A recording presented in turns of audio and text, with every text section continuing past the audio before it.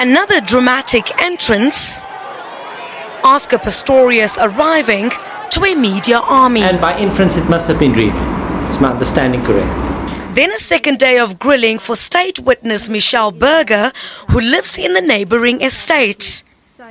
Berger's credibility and reliability came under scrutiny. 177 meters away in your house, yes. Coming from another house. Ma'am, our windows were open, we had no aircon and no roof fan, and there was no vertical building between our house at that stage and the other house.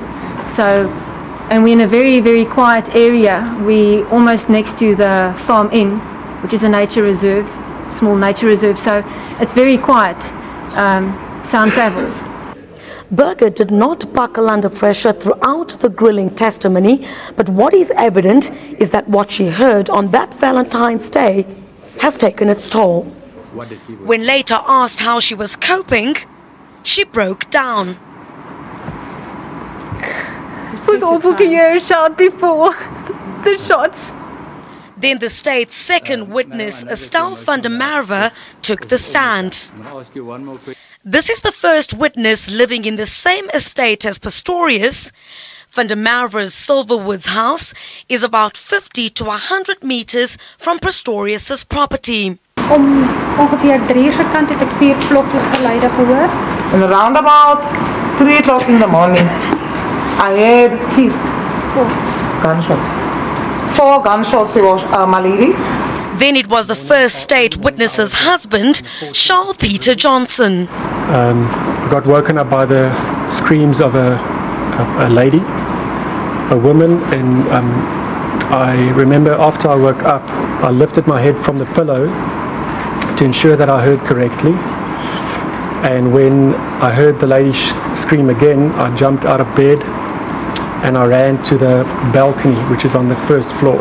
Johnson's testimony corroborates his wife's, who also said she heard cries for help from a man and a woman.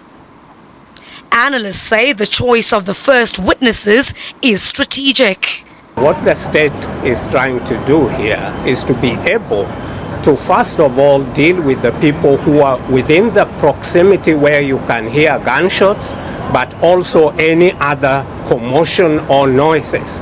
And today's witness is quite critical because today corroborates the actual shooting or hearing the sound of the gun, but adding on even more to it. And what it is doing here is indicating that there were some quarrels that they could hear, voices and sounds of people quarreling in Pistorius' house at that time.